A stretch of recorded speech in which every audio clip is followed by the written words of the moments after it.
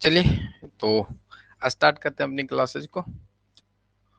और जैसे कि अभी हम लोग अकाउंटिंग की पढ़ रहे थे, तो ऑलमोस्ट जो बेसिक क्लासेज है अकाउंट का वो समाप्त होने वाली है। अब जो हम लोग कंसेप्चुअल पे आगे की ओर बढ़ते हुए दिखते हैं और आगे फिर कंटिन्यू करेंगे, ठीक है। कल के सेशंस में किन्हीं को कोई क्वेश्चंस है तो वो कमेंट करके पूछ सकते हैं। स्टार्टिंग में ही पूछ लेंगे, यदि कल का कोई क्वेश्चंस रह गया क्लास में आपको तो पूछ सकते हैं, बाकी फिर आगे कंटिन्यू करते हैं। जैसा कि आपको पता कि इक्वेशंस को हम लोग को देखना है, क्या है, इक्वेशंस को देखेंगे, यानी अकाउंटिंग इक्वेशन से क्वेश्चंस आता है तो नॉर्मली वो सभी के पास ये नॉलेज होगा कि अकाउंटिंग इक्वेशंस क्या है, ठीक है। वो नॉर्मल फॉर्मूले हैं, assets is equal to capital plus liability, और ओल्ड बैलेंस शीट को जो स्ट्रक्चर्स हम लोग देखते हैं उसी पे ये फार्मूला बेस है, यानी ओवरऑल सारी चीज आपको इस पे डिपेंड है। एसेट्स इज इक्वल टू क्या होते हैं, कैपिटल प्लस लायबिलिटी, यानी आपकी जो कंपनी में जितनी भी एसेट्स है वो किसके बराबर होती है, जितनी आपकी कैपिटल्स और आपकी जितनी लायबिलिटी है वो इक्वल होते हैं इक्वेशंस में। चलिए तो उसी पे हम लोग आगे की ओर अब बढ़ेंगे और आएंगे अपनी स्क्रीन पे। और उसके बाद इक्वेशंस के बाद जो हम लोग अध्ययन करेंगे वो आपको है टाइप्स ऑफ अकाउंट देखेंगे। टाइप्स ऑफ अकाउंट से क्वेश्चंस देखने को मिलता है, ठीक है। तो आते हैं स्क्रीन पे और यहाँ पे हम लोग देखेंगे अकाउंटिंग इक्वेशंस के बारे में आपके सामने है। अकाउंटिंग इक्वेशंस क्या है वो देख लेते हैं सिंपली। लेखांकन समीकरण लेखा पुस्तकों में डेबिट और क्रेडिट पक्षों को संतुलन आधारित है। क्या, जो अकाउंटिंग इक्वेशंस है वो बैलेंस करता है डेबिट और क्रेडिट को। तो ये तो नॉर्मल चीजें हैं, जो आपको याद रखने वाली चीजें हैं वो आपको ये याद रखना। एसेट्स इज इक्वल टू, पूरी देखेंगे यहाँ पे, इसके अनुसार व्यवसाय की कुल संपत्ति का योग क्या है, किसी भी कंपनी है, इस कंपनी की जितनी भी आपकी संपत्ति है, ठीक है, इस संपत्ति का योग उसकी कुल देयता है और स्वामी, मान लेते हैं ये अपने ऑनर्स है, तो इनकी जो कैपिटल्स है और जो क्रेडिटर्स है उनकी योग, इन दोनों का योग बराबर आपकी जो एसेट्स है उसकी इक्वल टू होते हैं, ठीक है। तो यही यहाँ पे लिखा हुआ कि कुल संपत्ति का योग सदैव उसकी कुल देयताओं व स्वामी की पूंजी के योग के बराबर होते हैं। तो यहाँ पे हम लोग देख लेंगे, एसेट्स शॉर्ट में लिखा हुआ है A is equal to assets और L is equal to liability और C is equal to capital. तो याद रखेंगे, क्वेश्चंस आपको इससे देखने को मिलता है हमेशा। Assets is equal to liabilities plus capital, ठीक है, इसको हम लोग हिंदी में कहेंगे तो संपत्ति इज इक्वल टू दायित्व प्लस पूंजी, ठीक है, या तो एसेट्स इज इक्वल टू पूंजी प्लस दायित्व भी कह सकते हैं, आगे पीछे रहेगा तो उसमें कोई दिक्कत नहीं, बट इज इक्वल टू के इसी साइड में ही रहना चाहिए। और इसी पे आपको अन्य चीजें भी पूछ दिया जाएगा। देखिए यहाँ पे लिखा हुआ L is equal to A minus C, मतलब लायबिलिटी इज इक्वल टू क्या हो जाएगा, एसेट्स माइनस कैपिटल, ठीक। और इसी को जो ये समीकरण आपको इक्वेशंस दिया हुआ था, इसी में क्या किए थे हम लोग, यहाँ पे देखेंगे ये जो एल ईस्ट साइड था उसको हम लोग इस साइड लाए, क्या लाए, बाहर में लाए, और ये क्या हो गया, ये बाहर लाए, मतलब क्या किए, इसको इधर लेके चल गए, ए माइनस सी कर दिए, तो ये यहाँ से हट गया, तो एल इजिकल टू क्या हो गया, एसेट्स माइनस कैपिटल, ठीक है। वो इक्वेशंस को इधर उधर चेंज कर रहे हैं खाली। तो ऐसे डायरेक्ट भी याद रख सकते हैं कि दायित्व बराबर यानी लायबिलिटी बराबर एसेट्स माइनस कैपिटल होते हैं, ठीक है। अब फिर और एक ही फॉर्मूले बने, एक ही जो इक्वेशंस है, इसी को सिर्फ पोजीशन चेंज किया गया है। यहाँ पे कैपिटल इजिकल टू क्या हो जाएगा, एसेट्स माइनस लायबिलिटी, क्या है, एसेट्स माइनस लायबिलिटी, ये अपना इक्वेशंस था और इससे क्वेश्चंस आते हैं तो आगे पीछे रहेगा, तो ध्यान देना है आपको कि जल्दी में ये नहीं कि पूछेगा आपको कैपिटल और बना के चलेगा assets equal to liability plus capital, तो वो अपना देख लेना। सिर्फ इसमें जब देखते हैं कि जब कैपिटल को बाहर लाना था तो कैपिटल को हम लोग यहीं पे रख लिया और इसको इधर ले गए, तो आपको पता है कि जो भी चीज प्लस में है इक्वल टू के इस साइड आते हैं, मैथ में आपने देखा होगा, तो वो क्या होता है, माइनस हो जाता है। तो यहाँ पे देखिए कैपिटल इज इक्वल टू क्या होगा, एसेट्स माइनस लायबिलिटी। चलिए, तो उम्मीद है कि इस पॉइंट में अब किन्हीं को दिक्कत है तो वो पूछेंगे। तो सिंपली यहाँ पे ध्यान रखेंगे कि फॉर्मूला एक ही है, उससे आपको जनरेट हुआ assets is equal to, assets is equal to क्या हो जाएगा, capital plus liability, capital plus liabilities. ठीक है, हिंदी में कहेंगे तो संपत्ति इज इक्वल टू पूंजी प्लस दायित्व। चलिए, अब इसी को आगे पीछे जितना करना है, या तो इसको बाहर लाना है तो इसको इपटी करेंगे तो माइनस हो जाएगा। वही दिया हुआ है कि दायित्व इज इक्वल टू यानी liability is equal to assets minus capital, और capital is equal to assets minus liability. ध्यान रखेंगे, या लायबिलिटी पूछेगा या कैपिटल आपको पूछेगा तो किस में से घटाएंगे, एसेट्स में से घटा देंगे। ठीक है, लायबिलिटी पूछेगा तो एसेट्स माइनस कैपिटल कर देंगे, कैपिटल पूछेगा तो एसेट्स में से क्या घटा देंगे, दायित्व को घटा देंगे, तो वो अपना सही इक्वेशन हो जाएंगे। तो उम्मीद है कि क्लियर होगा। चलिए, तो आगे हम लोग देखते हैं। तो इक्वेशंस पे कुछ क्वेश्चंस ऐसे नॉर्मली आपको आता है, जैसे क्वेश्चन दे दिया जाएगा कि किसी फर्म का जो संपत्ति है वो आपको 1 लाख का है। नॉर्मल क्वेश्चंस आते हैं, किसी फर्म की संपत्ति 1 लाख की है, क्या 1 लाख की है, तथा पूंजी, उस फर्म की पूंजी 50,000 है, तो दायित्व क्या होगा यानी लायबिलिटी क्या होगा, ये आपको बताना है। तो जल्दी से कमेंट करके बताएंगे कि लायबिलिटी क्या होगा। चलिए, तो आपके पास दिया हुआ है कि संपत्ति 1 लाख है और पूंजी आपके पास कितना है, 50,000 है, तो आपका दायित्व कितना होगा वो आपको बताना था। तो आपके पास फॉर्मूला याद है, एसेट्स इज इक्वल टू यानी संपत्ति is equal to capital plus liability. तो एसेट्स आपके पास कितना दिया हुआ था, 1 लाख रुपया, तो यहाँ पे हम लोग लिख देंगे 1 लाख रुपया। कैपिटल आपके पास दिया हुआ ये 50,000 रुपया और प्लस लायबिलिटी। तब क्या करेंगे, इसको इधर लेके आएंगे, बराबर की पटेगा तो माइनस आ जाएगा, तो आपको 1 लाख में से 50,000 घट जाएगा तो 50,000 आ जाएगा। ठीक है, या तो एक ही फॉर्मूले से आप लोग इसे याद रख सकते हैं, या तो फिर यहाँ पे आपको क्या पूछा गया था कि दायित्व क्या था, तो इस फॉर्मूले में एसेट्स का मान यहाँ पे 1 लाख हम लोग धर देते और कैपिटल का मान धर देते 50,000 रुपया, तो यहाँ से भी 50,000 ये आ गया। ठीक है, तो कुछ इस तरह से क्वेश्चंस नॉर्मल्स आएंगे। तो इसके लिए क्या है कि आपको इक्वेशंस ध्यान में रहना चाहिए। उम्मीद है कि सभी को इक्वेशंस याद रहता ही है, बट इसमें भी थोड़ा सा ध्यान में रखेंगे, आगे पीछे करेगा तो ध्यान रखिएगा कि जो कंसेप्ट है वही कंसेप्ट रहेगी। चलिए, तो आगे देखते हैं, बताएंगे कैपिटल, किसी कंपनी की कैपिटल 20,000 रुपया है और लायबिलिटी आपको 30,000 है, तो एसेट्स का वैल्यू क्या होगा, एसेट्स का मान बताएं। चलिए, जल्दी से कमेंट करके बताइएगा। आपके पास दिया हुआ था कि कैपिटल 20,000 है, लायबिलिटी 30,000 है, तो एसेट्स क्या होंगे ये आपको बताना है।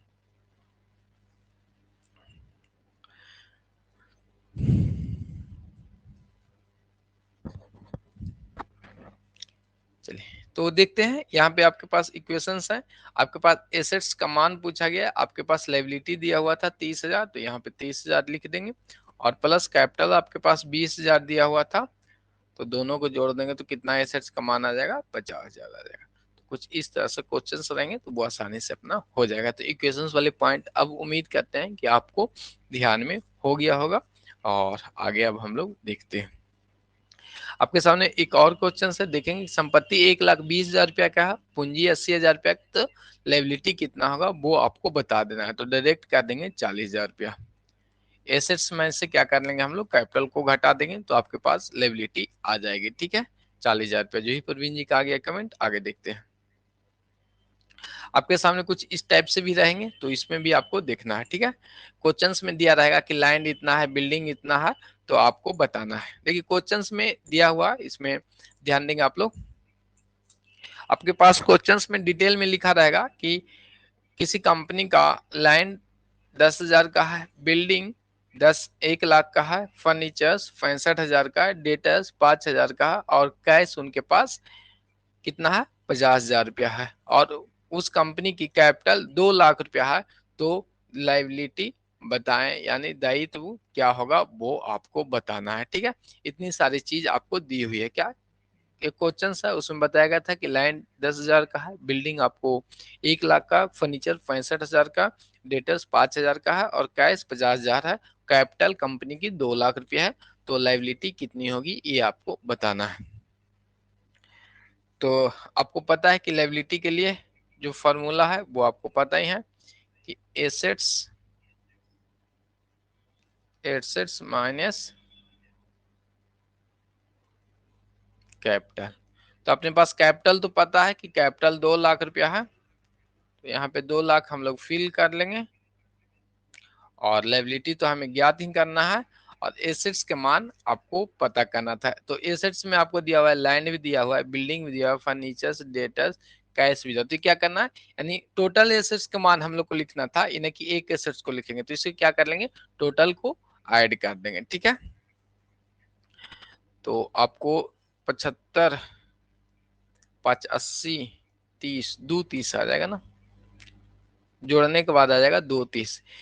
75, 580, 70, 10, 80 और 513, 1,30,000 और प्लस 1, इसको ऐड करेंगे टोटल तो कितना आ जाएगा, 2,30,000 आ जाएगा। कितना आ जाएगा, 2 लाख एसेट्स का वैल्यू आ गया 2,30,000। तो अब इसको हम लोग फाइंड आउट कर सकते हैं, कितना आ जाएगा, लायबिलिटी आपको 30,000 रुपया आ जाएगा। कितना आ जाएगा, 30,000 आ जाएगा। ठीक है, या तो फिर बैलेंस शीट का फॉर्मेट रहेगा तो इसमें भी आपको पता है कि बैलेंस शीट का एसेट साइड और लायबिलिटी साइड का योग सेम होता है। तो 2,30,000 रुपये इसका योग आया, तो यहाँ पे हम लोग इसे ऑटोमेटिक ही 2,30,000 रुपया रख देते और इसमें कितना घटा देते कि 2 लाख में से 2,30,000 पे पहुंचना है तो 30,000 रुपया के यहाँ पे लायबिलिटी होगा। ठीक है, या तो ऐसे भी कर सकते थे या जो इक्वेशन है उसके माध्यम से भी कर सकते थे। तो क्लियर है, अब आगे बढ़ते हैं। तो इक्वेशंस का पॉइंट अब आपको अच्छे से समझ में आ गया होगा और उम्मीद करते हैं इस क्वेश्चंस का भी कमेंट विद इन 5 सेकंड में दे देंगे कि एसेट्स आपको 5 लाख के है, लायबिलिटी आपको 1 लाख रुपया है, तो कैपिटल कितनी होगी, 4 लाख रुपया हो जाएगी। कैपिटल कितनी हो जाएगी, 4 लाख रुपया। एसेट्स माइनस क्या कर लिए, लायबिलिटी घटा लिए। तो चलिए कैपिटल का मान निकल गया। अब हम लोग आगे बढ़ते हैं। चलिए डेबिट और क्रेडिट के बारे में स्टार्टिंग क्लास में भी हमने देख रखा, तो इससे पहले हम लोग क्या करेंगे कि डेबिट क्रेडिट को और अच्छे से समझने के लिए इससे पहले हम लोग जो टाइप्स ऑफ अकाउंट है वो समझ लेते हैं। क्या है, टाइप्स ऑफ अकाउंट को समझ लेंगे, उसके बाद हम लोग इस पॉइंट पे आएंगे। तो ध्यान रखेंगे, हम लोग अभी देखेंगे टाइप्स ऑफ अकाउंट को। ठीक है, तो आपके सामने स्क्रीन पे कुछ पॉइंट विजुअल्स होंगे। यहाँ पे क्लासिफिकेशंस ऑफ अकाउंट दिया हुआ, क्या है, क्लासिफिकेशंस ऑफ अकाउंट, यानी वर्गीकरण खातों का क्या किया गया, वर्गीकरण किया गया, यानी प्रकार आप कहेंगे, खातों के प्रकार कहें या वर्गीकरण के जो कहना वो देखेंगे, यानी टाइप्स ऑफ अकाउंट देखेंगे। पूरी जो अकाउंटिंग जो रूल्स है, डुअल कंसेप्ट, वो इसी पे बेस है और इससे भी क्वेश्चंस आपको एग्जाम में आएंगी, ये ध्यान में रखिएगा। मोस्ट इंपॉर्टेंट ये पॉइंट है, एकदम इससे आने वाला है एग्जाम में, इसमें कोई शक नहीं है। ठीक है, और स्टेट में भी सभी अभी तक जितने भी क्लासेज में हमने आपको बता रखा कि इससे क्वेश्चंस आते हैं तो वो आया हुआ है। चलिए, तो अब हम लोग यहाँ पे देख लेते हैं, यानी खातों को हम लोग वर्गीकरण करते हैं। सबसे पहले डिटेल में ही हम लोग करेंगे। तो खातों को 2 भाग में बांटा गया, एक पर्सनल अकाउंट और सेकंड अपना इम्पर्सनल अकाउंट। कहीं कहीं पे देखेंगे खातों को 3 भाग में बांटा गया है, वो किस तरह से करते हैं, एक personal account, second real account और थर्ड नॉमिनल अकाउंट। तो ध्यान रखेंगे, पर्सनल अकाउंट व्यक्तिगत खाता, हिंदी में कहते हैं इम्पर्सनल, अव्यक्तिगत खाता। जो रियल अकाउंट और नॉमिनल अकाउंट है, इस दोनों खातों को हम लोग क्या कहते हैं, अव्यक्तिगत खाता कहते हैं। इसलिए हम लोग सिंपली ध्यान में रखेंगे, क्वेश्चंस आएंगे आपको इम्पर्सनल अकाउंट के अंतर्गत कौन कौन सी अकाउंट आती है, तो वो कौन सी आती है, इम्पर्सनल अकाउंट में, अव्यक्तिगत खाता में, रियल अकाउंट और नॉमिनल अकाउंट। ठीक है,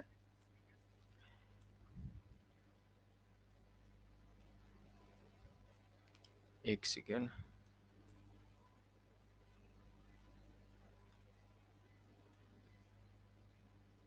चलिए ठीक है। तो सबसे पहले हम लोग देखेंगे कि अकाउंट को दो भाग में बांटा गया है, कभी कभी तीन भाग भी रहेगा, तो कंफ्यूजन नहीं होना, वो देख लेंगे हम लोग। क्या है क्लासिफिकेशंस ऑफ अकाउंट। अकाउंट को कितने भाग में बांटे हैं हम लोग? दो भाग में बांटे, एक पर्सनल अकाउंट और सेकंड इम्पर्सनल अकाउंट। हिंदी में इसे व्यक्तिगत खाता,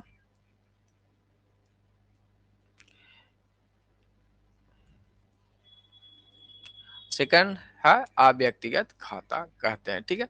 और सबसे पहले ध्यान रखें, व्यक्तिगत खाता से मतलब यह हुआ कि वह अकाउंट जो व्यक्ति से संबंधित है या किसी संस्था के नाम से संगठन है वो अकाउंट, तो उसे हम लोग व्यक्तिगत खाता, मतलब या तो वो आर्टिफिशियल व्यक्ति हो या कृत्रिम व्यक्ति हो, जो भी व्यक्ति से संबंधित या किसी संस्था संगठन या बैंक का नाम रहेगा तो वो पर्सनल अकाउंट के अंतर्गत आ जाएगा। कहाँ? व्यक्तिगत खाता के नाम से वो आएंगे।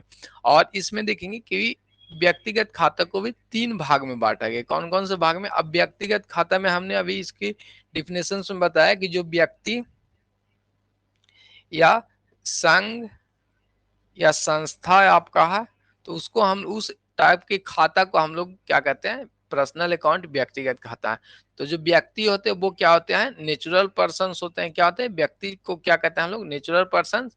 और जो संघ या संस्था है, तो इसे हम लोग क्या कहते हैं? संस्था आर्टिफिशियल होती है ना, जैसे आपने एक कंपनी बनाई तो उसे तो आपने बने, मानव द्वारा जो निर्मित चीजें वो अपने क्या आर्टिफिशियल होती है, तो इसीलिए इसे हम लोग आर्टिफिशियल पर्सनल अकाउंट कहते हैं। और थर्ड नंबर का representative personal account. Representative personal account में यह अकाउंट जो किसी को प्रेजेंट करता है, व्यक्ति या संस्थाओं का ही यह क्या करता है? रिप्रेजेंट करते हैं। इसकी कुछ जो कंसेप्ट है वो भी याद रखिएगा और इससे क्वेश्चंस आती है, ठीक है। नॉर्मली इस पे आगे चर्चा करते हैं, पहले पॉइंट टू पॉइंट देख लेते हैं। तो पर्सनल अकाउंट समझ गए, जो व्यक्ति या संघ संस्था से संबंधित खाते को हम लोग पर्सनल अकाउंट में रखेंगे। और इम्पर्सनल अकाउंट में जो व्यक्ति या संस्था से संबंधित नहीं है उसे हम लोग कहते हैं इम्पर्सनल अकाउंट। तो दोनों डिफिनेशंस अच्छे से समझ में आ गया। यानी जो प्राणी हैं या प्राणी द्वारा निर्मित चीजें संस्थाएं हैं उसको पर्सनल अकाउंट, और अव्यक्तिगत खाता जो पर्सनल अकाउंट नहीं है उसको हम लोग अव्यक्तिगत खाता कहेंगे। और इस पे आगे नीचे देखेंगे और समझ में आएगा, ठीक है। तो पर्सनल अकाउंट को तीन भाग में बांटे, एक natural personal account, second artificial person और थर्ड रिप्रेजेंटेटिव पर्सनल अकाउंट। अब देखेंगे कि नेचुरल पर्सनल अकाउंट में यानी प्राकृतिक व्यक्तिगत खाता किसे कहता है? जैसे कोई व्यक्ति हो गए, व्यक्ति का नाम अशोक अकाउंट, सुनीता अकाउंट, साहिल अकाउंट, पूजा अकाउंट, ठीक है, प्रवीण अकाउंट, जो भी अकाउंट अपने हैं वो सभी इसमें आपको शो करेंगे, ठीक है। अब आगे देखते हैं, मतलब जो व्यक्ति से संबंधित अकाउंट है वो नेचुरल पर्सनल अकाउंट में आएंगे। आर्टिफिशियल्स में जो व्यक्ति द्वारा निर्मित संस्थाएं हैं, जैसे टाटा कंपनी हो गया, Tata company account, Wipro account बनाएंगे, Radhika sport club, bank of India, Pune municipal corporation account. यानी ओवरऑल जो आर्टिफिशियल में एक संस्था का जो अकाउंट है उसे हम लोग कहते हैं आर्टिफिशियल पर्सनल अकाउंट। और आपको पता है कि व्यक्ति यानी ऑनर्स और संस्था दोनों अलग अलग चीजें, कंपनी और क्या कहेंगे जो उसके ऑनर्स है वो दोनों अलग अलग चीजें, तो इसीलिए दोनों का जो अकाउंट का नेचर है वो आपको पता है कि नेचुरल पर्सन जो नेचुरल व्यक्ति होंगे, आर्टिफिशियल पर्सन जो आर्टिफिशियल पर्सन होंगे, ठीक है। अब रिप्रेजेंटेटिव में ध्यान देंगे, रिप्रेजेंटेटिव जो है एक समूह को ये प्रदर्शित करता है, किसी व्यक्ति को शो करता है। जैसे आउट स्टैंडिंग एक्सपेंसेस, सिंपल ऐसे ध्यान रखेंगे, या इनकम या एक्सपेंस के साथ ध्यान रखेंगे, इनकम एक्सपेंस के साथ प्रीफिक्स या सफिक्स के रूप में आउट स्टैंडिंग, प्रीपेड या एडवांस आपको जुड़ा रहे तो वो आपको क्या कहलाएगा? रिप्रेजेंटेटिव कहलाएंगे। और ये कंफ्यूजन वाली पॉइंट है, इस पॉइंट को अभी तो इतना रहने देते हैं, फिर जो नॉमिनल अकाउंट हम लोग करेंगे उसके बाद रिप्रेजेंटेटिव को समझेंगे। सिर्फ अभी इतना ध्यान रख लेंगे कि एक्सपेंस या इनकम के साथ क्या करते हैं? सफिक्स या प्रीफिक्स, या तो कोई चीज आगे लगाते हैं, आउटस्टैंडिंग जैसे एक्सपेंस कर देते हैं, आउटस्टैंडिंग सैलरी, आउटस्टैंडिंग रेंट कर देते हैं, तो वो रिप्रेजेंटेटिव में आ जाता है। जैसे आउटस्टैंडिंग सैलरी का मतलब क्या हुआ कि पूरे कर्मचारी की सैलरी ये बाकी है, मतलब एक समूह को ये प्रदर्शित करता है, रिप्रेजेंटेड करते हैं, ठीक है। एक्रूअल इंटरेस्ट हो गया, अनएक्सपायर इंश्योरेंस हो गया, ठीक है। तो ये सब जो है वो एक ग्रुप को रिप्रेजेंट करते हैं, इसीलिए इसको हम लोग किस अकाउंट में रखते हैं, रिप्रेजेंटेटिव अकाउंट में रखते हैं। तो ये ध्यान में रखना है, यानी सफिक्स या प्रीफिक्स आपको लगा रहेगा इनकम एक्सपेंस के साथ, तो वो आ जाएगा रिप्रेजेंटेटिव अकाउंट में। तो इसको थोड़ा सा फिर लास्ट में भी समझेंगे, ऐसे नॉर्मली याद भी रखेंगे आप लोग कि कोई भी एक्सपेंस बकाया रह जाए या प्रीपेड हो जाए या आपको इनकम जो रिसीव हो गया कॉल इन एडवांस में, तो वो सब को हम लोग क्या करते हैं, रिप्रेजेंटेटिव अकाउंट में रखते हैं। जैसे एक्रूअल इनकम, आउटस्टैंडिंग, सारी चीज इसमें आपको रिप्रेजेंटेटिव में आ जाएंगे। तो पर्सनल अकाउंट के अंतर्गत क्या समझे कि जो व्यक्ति से संबंधित या कोई संस्था का अकाउंट हो उनके नाम पे, तो वो अपना पर्सनल अकाउंट में आ जाएगा। और आपको देखिए पूछ देगा या तो दे देगा कि इनकम रिसीव इन एडवांस कौन सा अकाउंट है, ऑप्शन देगा पर्सनल अकाउंट, तो क्या करना है, पर्सनल अकाउंट में बनाना है। या आपको ऑप्शन दे देगा रिप्रेजेंटेटिव पर्सनल अकाउंट, तो कहाँ पे मारेंगे, रिप्रेजेंटेटिव पर्सनल अकाउंट में। और इससे क्वेश्चंस आपको देखने को मिलेगा, ये ध्यान में आपको रखना है, ठीक है।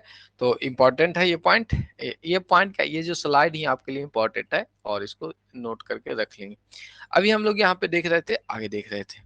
चलिए, तो अभी तो हम लोग पर्सनल अकाउंट पे आ गए, अब इम्पर्सनल अकाउंट यानी अव्यक्तिगत खाता में आएंगे। तो अव्यक्तिगत खाते में भी क्या है कि इसको दो भाग में बांटा गया है, एक अपना रियल अकाउंट, सेकंड अपना नॉमिनल अकाउंट। तो रियल अकाउंट में जितनी भी एसेट्स हैं वो रियल अकाउंट कहलाएंगे, जैसे फर्नीचर, कैश, मशीनरी, जितनी भी संपत्ति है वो अपने किसके अंतर्गत आएगा, रियल अकाउंट में आ जाएगा। जैसे गुडविल, कॉपीराइट, पेटेंट, सभी ये सब आ जाते हैं। नॉमिनल की बात करते हैं तो इसमें जितनी भी expenses, income, loss and gain है वो अपना नॉमिनल अकाउंट में आ जाती है। क्लियर है, ये इसमें चला जाएगा। तो सिंपल, रियल अकाउंट में एसेट्स वाली पार्ट आ जाएंगे, जितनी भी आपकी कंपनी की एसेट्स का अकाउंट बनेगा उसको हम लोग रियल अकाउंट कहेंगे। और जितने भी खर्चे या गेन, इनकम, एक्सपेंसेज हैं वो किस में आ जाएगा, नॉमिनल अकाउंट में आ जाता है। तो यहाँ तक क्लियर है, किन्हीं को कोई दिक्कत इन दोनों अकाउंट में तो कमेंट करके पूछिएगा, ठीक है। अब हम लोग चलते हैं आगे की ओर। तो अभी हमने इम्पर्सनल अकाउंट को दो भाग में बांटा, रियल अकाउंट और नॉमिनल अकाउंट। तो रियल अकाउंट को भी देख लेंगे, दो भाग में बांट दिए हैं। जैसे अभी हमने एसेट्स में नाम लिया कि मशीनरी, क्या है, मशीनरी। सेकंड कह देते हैं गुडविल। थर्ड अपना फर्नीचर्स का नाम ले लेते हैं। फोर्थ अपना कॉपीराइट का नाम ले लेते हैं, ठीक है। तो ये सब में देखेंगे आप लोग, ये जो मशीनरी है वो क्या है, आप इसको देख सकते हैं, बट गुडविल को आप देख सकते हैं, नहीं देख सकते हैं। क्या है, गुडविल को ना तो देख सकते हैं ना छू सकते हैं। फर्नीचर को देख सकते हैं, उसको टच कर सकते हैं, अपने आसपास में फर्नीचर उसको देख सकते हैं, टच कर सकते हैं। कॉपीराइट का नाम सुना होगा, क्या आप उसको देख सकते हैं, नहीं देख सकते हैं, ना टच कर सकते हैं, सिर्फ जानते हैं कि कॉपीराइट है, क्या है। तो उन इसको दो भाग में इसीलिए बांट दिया गया, यानी एसेट्स को जो हम लोग देख रहे हैं, किसी भी कंपनी के एसेट्स को दो भाग में यहाँ पे देख रहे हैं। एक तो टांजिबल, जिसे देख पाते हैं उसको हम लोग कहते हैं टांजिबल एसेट, जिसको नहीं देख पाते हैं उसको इनटांजिबल एसेट।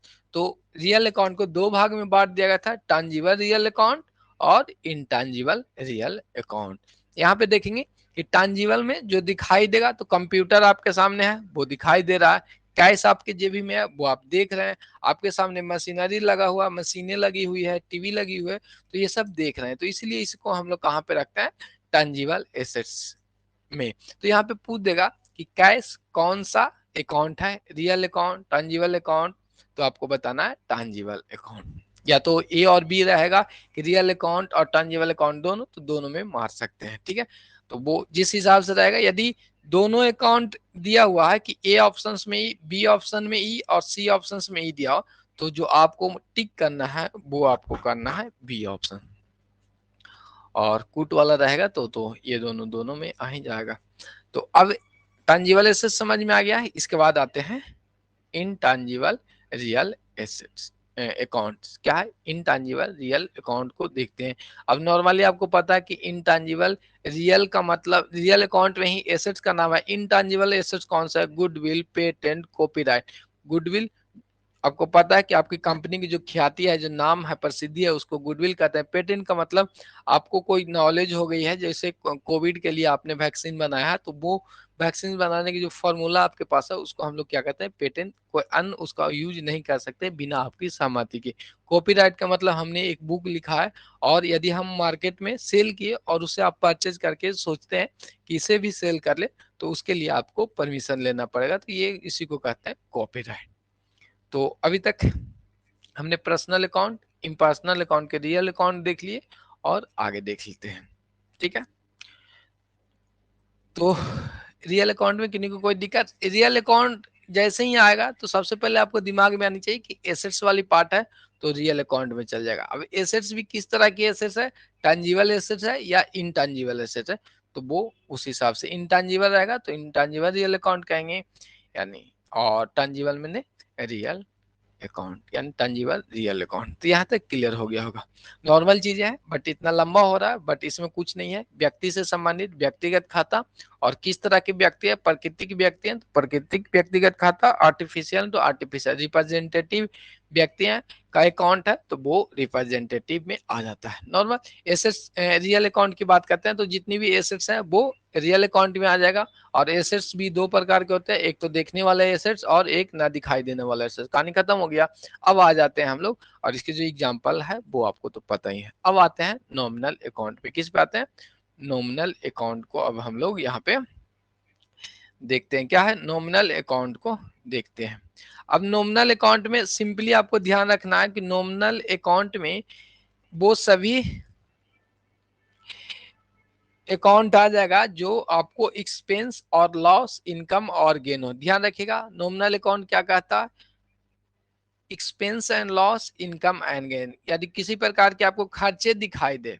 ठीक है, अब कहिएगा कि मशीन परचेज किए तो ये तो कंपनी का खर्चा है, लेकिन खर्चा कैश के रूप में हुआ ना, लेकिन मशीन तो एसेट्स है। ठीक है, और जैसे स्टेशनरी हम लोग परचेज करते तो स्टेशनरी क्या हो गया, आपको खर्चे के रूप में है। चाय पी लेते हैं तो वो खर्चे हो गया, गाड़ी पे जा रहे हैं तो वो खर्चे हो गया, किसी चीज को हमने बेचा तो उस पर इनकम हो गया, तो वो इनकम या गेन के रूप में आता है। तो नॉमिनल अकाउंट में सीधा आपको याद रखना है ऑल इनकम एंड एक्सपेंस, और income and expense, loss and gain को हम लोग किसमें, नॉमिनल अकाउंट में रखते हैं। जैसे स्टेशनरी अकाउंट बनाएंगे, परचेज अकाउंट बनाएंगे, एडवर्टीजमेंट अकाउंट यानी किसी भी प्रकार का एडवर्टीजमेंट दे रहे हैं तो वो किस में आ जाएगा, नॉमिनल अकाउंट में आ जाएगा। क्वेश्चन तो आपको सीधे ये पूछेगा कि परचेज अकाउंट कौन सा अकाउंट के अंतर्गत, तो वो अपना क्या है, नॉमिनल अकाउंट में।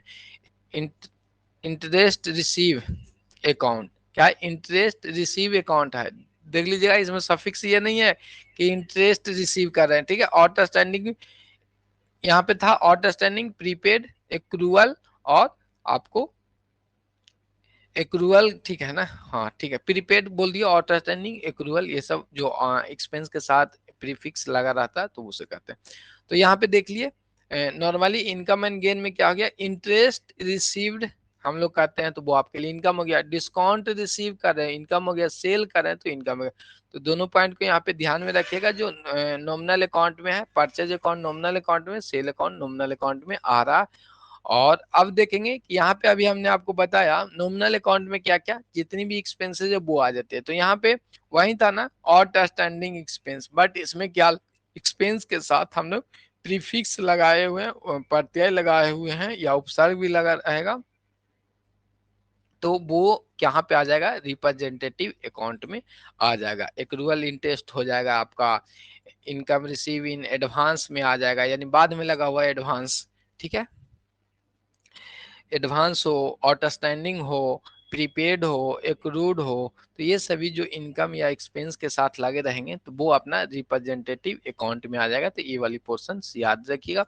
नॉमिनल में जितने भी खर्चे इनकम आ जाएगी वो नॉमिनल कहलाएंगे, रियल अकाउंट में जितनी भी आपके एसेट्स आ जाएगी तो वो रियल अकाउंट में आ जाएगा, बाकी तो व्यक्तिगत संबंधित रहेगा तो वो यहाँ पे पर्सनल अकाउंट में आ जाएगा। अब किन्हीं को कोई इस पे दिक्कत है तो कमेंट करके बताइएगा।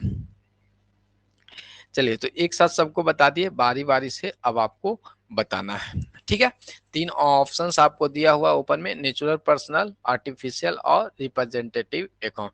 तो राहुल कौन सा अकाउंट होगा, जल्दी से कमेंट करके शॉर्ट में लिख सकते हैं। यदि आर्टिफिशियल है तो एपी लिख सकते हैं, नेचुरल पर्सन है तो एनपी लिख सकते हैं, और रिप्रेजेंटेटिव है तो आरपी लिख सकते हैं। तो राहुल का अकाउंट बनाएंगे, राहुल अकाउंट, तो ये कौन सा है, नेचुरल पर्सन। परवीन जी का कमेंट आ गया। चलिए, विप्रो लिमिटेड कौन सा अकाउंट है, नेचुरल, आर्टिफिशियल या रिप्रेजेंटेटिव। पूजा जी का भी एनपी आ गया, और जूही परवीन जी का विप्रो लिमिटेड के लिए एपी आ गया। क्या आ गया, एपी आ गया, यानी आर्टिफिशियल पर्सन। आपको पता है कि विप्रो एक कंपनी है, वो क्या हो जाएगा, सतीश जी के आ गया एनपी। अच्छा, एपी आएगा ना जी परवीन जी। चलिए, जितना है उसी को बताना है। आगे फिर नेहा अकाउंट है। ठीक है, तो नेहा अकाउंट कौन सा हो जाएगा, ये हो जाएगा आपका, परवीन जी का पहले दे दिए थे एनपी है। क्या है, या नेचुरल पर्सन। रिलायंस क्या है आपको, आर्टिफिशियल है, अब समझ गए हैं सब लोग। और एचडीएफसी आपको कौन सा अकाउंट हो जाएगा, आर्टिफिशियल अकाउंट। आउटस्टैंडिंग सैलरी बताएंगे, चलिए जल्दी से बताइए, आउटस्टैंडिंग सैलरी कौन सा अकाउंट हो जाएगा, वो आपको बताना है, एनपी, एपी या आरपी हो जाएंगे। तो जो ही परवीन जी का कमेंट आ गया, आरपी हो जाएंगे, क्या रिप्रेजेंटेटिव हो जाएंगे। तो आउटस्टैंडिंग वाले पोर्शंस को एकदम याद रखिएगा, क्वेश्चंस आने की पूरी पूरी संभावना है। चलिए, पूजा जी और सतीश जी का भी कमेंट आ गया। अंजलि अकाउंट बताएंगे, कौन सी अकाउंट है, अंजलि अकाउंट बताएंगे कौन सा अकाउंट है। तो वो आपको नेचुरल पर्सन, व्यक्ति से संबंधित है, तो वो नेचुरल पर्सन है। अच्छा, साथ में बताएंगे प्रीपेड रेंट के बारे में बताएंगे, ये कौन सा अकाउंट है। तो प्रीपेड रेंट आपको कौन सा है, वेट कर रहे हैं, कमेंट करिएगा। ठीक है, प्रीपेड रेंट आपका कौन सा अकाउंट में आएगा, रिप्रेजेंटेटिव पर्सनल अकाउंट में आ जाएंगे। गुप्ता शॉप, गुप्ता तो नाम है बट शॉप है, यानी एक दुकान का अकाउंट है, तो ये अपना क्या जाएगा, आर्टिफिशियल्स हो जाएंगे, ये ध्यान में रखिएगा। हाँ, आरपी है, एपी है। ठीक है, हाँ, अच्छा वो पीछे वाले बताएंगे, एपी है। ठीक है, अनपेड रेंट बताएंगे, अनपेड रेंट किस्म के अंतर्गत आएगा, कौन से टाइप का अकाउंट है, अनपेड रेंट कौन से टाइप का अकाउंट है, आर्टिफिशियल्स है,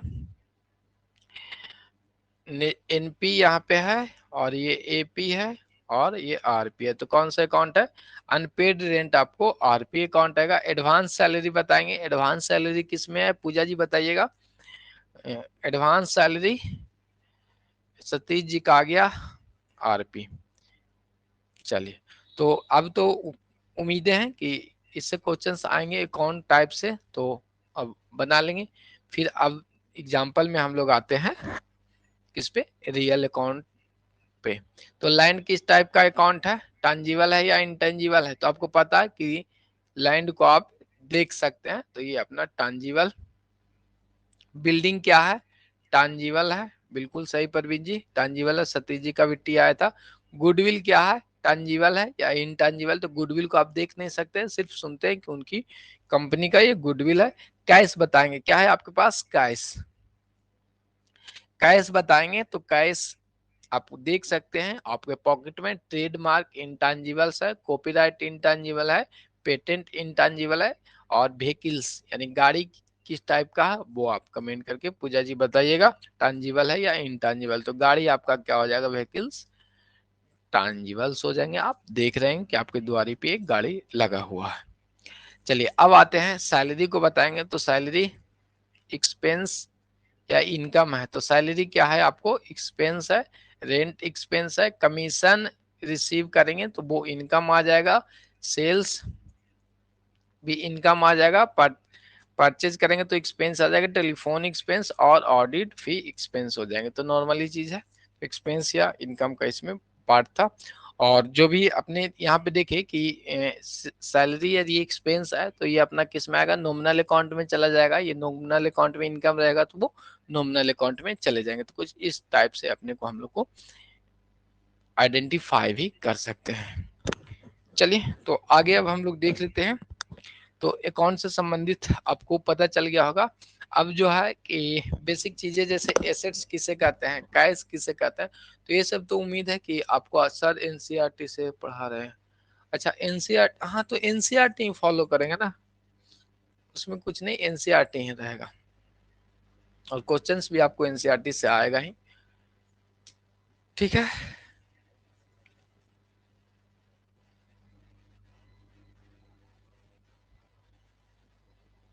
चलिए, तो नॉर्मली जितनी भी क्लासेज हैं वो आपके लिए सारे इंपॉर्टेंट है। और अब जो हम लोग आएंगे टाइप्स ऑफ अकाउंट देख लिए। अब जो गोल्डन रूल्स हैं वो आज ही हम लोग देख लेते हैं, ठीक है।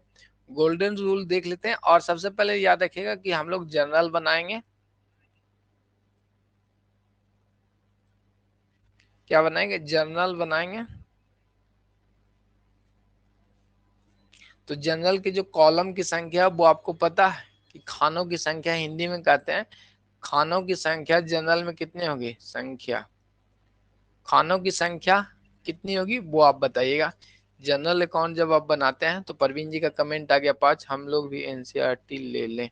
हाँ ले लीजिए ना, वो ऐसे थोड़े ना कि लाइन बाय लाइन रहेगा, जो जितनी भी कंसेप्ट है वो उसी से रहेगा। एनसीईआरटी ज्यादा बेस्ट है ना, आपको सारे तथ्य उसमें है, शॉर्टकट में है।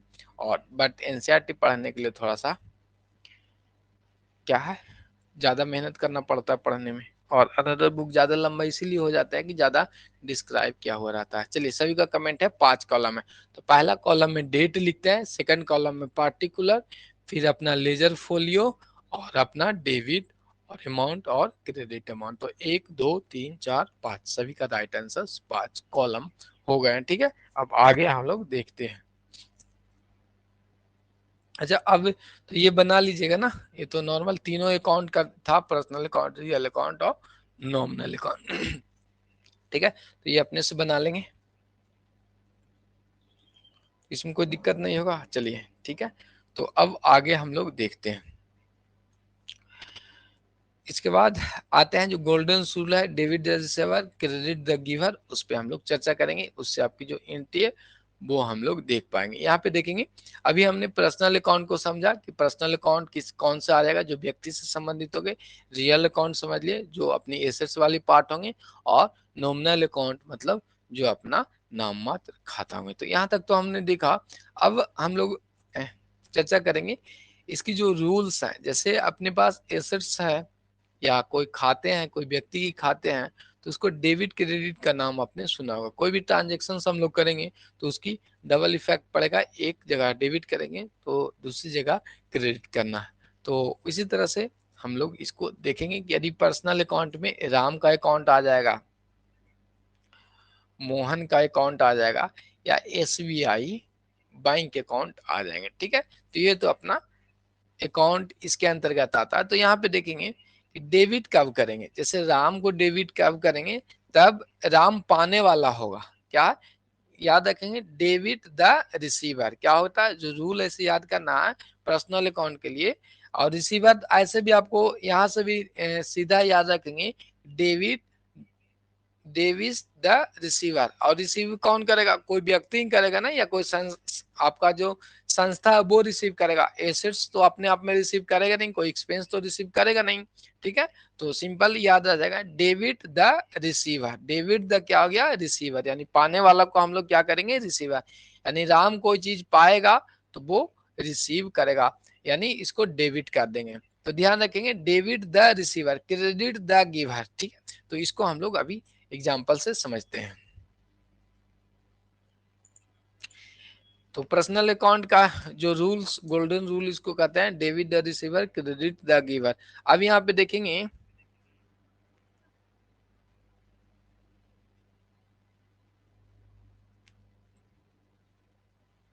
कैश रिसीव बाई राम, ठीक है। जो कैश है वो राम को प्राप्त हुआ, रिसीव किसके द्वारा हुआ? तो राम को। तो राम पाने वाला है, तो राम अकाउंट डेबिट, और टू में अभी हम लोग छोड़ देते हैं। यहाँ पे पर्सनल अकाउंट को देख रहे थे, तो जो पाने वाला रहेगा उसको हम लोग क्या कर लेंगे? डेबिट कर लेंगे, ठीक है। श्याम पेड ₹100, ठीक है। श्याम पेड ₹100, यानी रुपीज पेड बाई श्याम कहेंगे, या श्याम पेड 200। यानी क्या है? पेड का मतलब दे रहा है ना, देने वाला हो गया। तो देने वाला कौन है? श्याम है। तो यहाँ पे क्या कर देंगे? श्याम को हम लोग क्रेडिट कर देंगे। तो श्याम अकाउंट में लिखेंगे, ठीक है। और डेबिट में क्या होगा वो हम लोग आगे ट्रांजेक्शन्स में देखेंगे। गाइस आपको आ रहा है तो आपके पास रिसीव करने वाले को डेबिट कर लेंगे, या श्याम, सब सिंपल। अभी इसको रहने देते हैं ना, एक ही किया है तो एक ही को हम लोग कर लेते हैं। तो यहाँ पे सिंपली देखा कि पर्सनल अकाउंट के अंतर्गत ध्यान में रखना है कि डेबिट किसे कहते हैं, तो जो भी पर्सनल पर्सन होंगी उस पाते हैं तो उसको हम लोग डेबिट कर लेते हैं, देने वाले रहेंगे तो उसको हम लोग क्रेडिट कर लेंगे, ठीक है। आगे देखते हैं रियल अकाउंट। रियल अकाउंट में समझेंगे हम लोग। रियल अकाउंट का रूल है डेबिट भाट कम इन, यहां से पढ़ेंगे रियल अकाउंट का डेबिट भाट कम इन, मतलब जो आता है, यदि आपकी संस्था है इसमें और आपको पता है कि इसमें एसेट्स की बात चलती है, एसेट्स कंपनी में आएगा तो क्या कर लेंगे, डेबिट करेंगे, और एसेट्स कंपनी से बाहर जाएगा तो क्रेडिट कर लेंगे। क्रेडिट भाट गोज आउट, जो जाएगा उसको हम लोग क्या कर लेंगे, रियल अकाउंट में क्रेडिट करेंगे, और जो आएगा उसको हम लोग डेबिट कर लेंगे। माने मशीन परचेज करेंगे तो कंपनी में आएगी, अब मशीन हम लोग क्या करेंगे, सेल करेंगे तो कंपनी से बाहर जाएगी, ठीक है। तो एसेट्स के मामले में ध्यान रखिएगा कि कोई भी संस्था में यदि एसेट्स आपको आएगा तो डेबिट करेंगे, यदि वो जाएगा तो उसको क्रेडिट करेंगे, ठीक है। जैसे मशीन की बात कर रहे थे कि machine purchase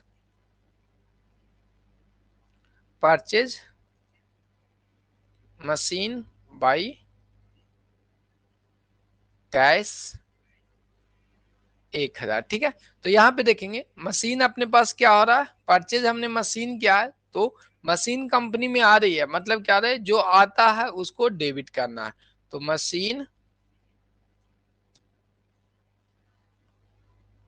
machinery account debit. और देखिए जब हमने मशीन खरीदा तो कैश अपने के यहाँ से क्या हो रहा था, जा रहा था, तो कैश तो आपको पता है कि कैश भी एसेट्स है और मशीन भी एसेट्स है, तो मशीन आ रहा था तो इसके लिए इसको डेबिट कर दिए। कैश जा रहा है, कैश जाएगा ना, कोई चीज खरीदते हैं तो हमारे पॉकेट से पैसा जाता है, तो टू कैश अकाउंट। क्लियर हो गया। तो ये दोनों वाली पॉइंट अच्छे से समझ में आ गया कि डेबिट और क्रेडिट किसको करना है। अब आते हैं कि नॉमिनल अकाउंट में आते हैं तो जितने भी खर्चे एक्सपेंस और इनकम गेन है वो कहाँ पे आते हैं, नॉमिनल के अंतर्गत आता है। तो इन सभी चीजों को डेबिट करने के लिए याद रखेंगे debit all expense and loss. ध्यान रखिएगा डेबिट जो लॉस होंगे या एक्सपेंस करेंगे तो उसको डेबिट करेंगे, यानी कोई खर्चे हम करते हैं तो उसके लिए उसको डेबिट करते हैं, ठीक है।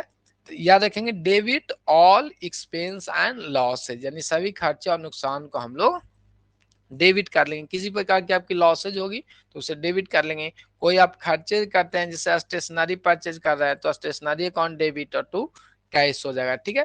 क्या कहते हैं, स्टेशनरी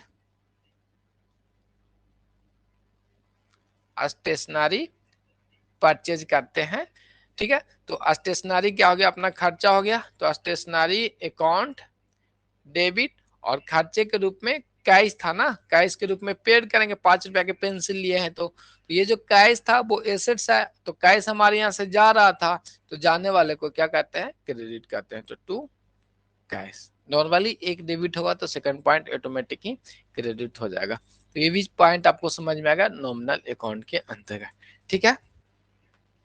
तो ऑल थिंग्स आर क्लियर। ध्यान रखेंगे कि जो गोल्डन रूल है उसको याद करेंगे, डेबिट शुरू से फिर से याद कर लेंगे, debit the receiver credit the giver, पाने वाला हो जाएगा डेबिट और देने वाला हो जाएगा क्रेडिट। यहाँ पे आएंगे रियल अकाउंट में डेबिट भाट कमिंग, जो आएगी संपत्ति उसको हम लोग डेबिट करेंगे, क्रेडिट भाट गोज आउट, जो जाएगा उसको हम लोग क्रेडिट कर देंगे। अब आ जाते हैं हम लोग आगे, नॉमिनल अकाउंट को याद करेंगे debit all income and expenses, sorry debit all expense and losses, याद रखिएगा ऑल एक्सपेंस एंड लॉसेज, और credit all income and gain, यानी जितने भी इनकम होगा या गेन होगा उसको हम लोग क्रेडिट करते हैं, जितनी भी एक्सपेंस एवं लॉसेज होगा उसको हम लोग डेबिट करते हैं। तो क्लियर है, इसमें कोई किसी को कोई दिक्कत है तो वो कमेंट करके बताइएगा। चलिए, तो बाकी तो डेबिट और क्रेडिट का जो रूल्स हैं वो एसेट्स के ग्रुप में भी, या जो पूंजी को बढ़ना घटना ये सब पे भी है, तो इस पे हम लोग ज्यादा फोकस नहीं करेंगे। जो अपने रूल गोल्डन रूल है उसी पे रहेंगे। ज्यादा कंफ्यूजन क्रिएट होते हैं दोनों कंसेप्ट को करने पे। दोनों सेम चीज है बट दोनों को एक साथ करने पे, या दोनों जब सेम चीज है तो एक ही पे हम लोग रहेंगे, और बाकी उसको आगे हम लोग देखेंगे चीजों को। तो किन्हीं को कोई क्वेश्चंस हैं अभी आज तक की क्लास में तो वो कमेंट करके पूछिएगा, उसके बाद आगे हम बताएंगे। कोई टॉपिक है तो ध्यान रखिएगा, जितनी भी क्लासेज आपको हो चुके हैं अभी तक वो सारे इंपॉर्टेंट हैं, ठीक है। और जितनी भी टॉपिक हम पढ़ा रहे हैं वो आप अभी देख भी रहे होंगे। स्टेट की जो यदि तीनों और 4 दिन 4 शिफ्ट का जो एग्जाम था, यदि उसको आपने देखा होगा तो आपको पता चल रहा होगा कि जितनी भी क्लासेज है उन सभी से क्लासेज आ रही है। सर अकाउंट का कितना क्लास हो चुका है? अच्छा, अकाउंट का 4 क्लास के आसपास हो गया है, 3 से 4 क्लासेज हो गया होगा। हाँ, 3-4 क्लासेज है, 3 क्लासेस शायद होगा, ठीक है। और क्लासेज का टाइमिंग अपना 5 बजे ही है। देखते हैं, ऐसे तो नॉर्मली 6 बजे था, लेकिन अभी 1 घंटा पहले ही क्लासेज चल रही है। तो वो अपडेट आपको टेलीग्राम पे और एप्लीकेशंस पे मिल जाता है, तो वो ध्यान रखें। तो ओवरऑल चीजें आपने देखा, इसमें कोई डाउट है तो वो कमेंट करेंगे, नहीं तो फिर नेक्स्ट क्लासेज हम लोग आगे करेंगे। अच्छा, अभी ठीक है, चलिए। तो नेक्स्ट क्लासेज के लिए फिर हम लोग कल ज्वाइन करेंगे। किन्हीं का कोई डाउट है आज की क्लासेज में? टाइमिंग वो कल बताएंगे ना, उम्मीद है कि 5 ही बजे ठीक ठाक रह जाता है। बाकी देख लेते हैं टाइमिंग वो।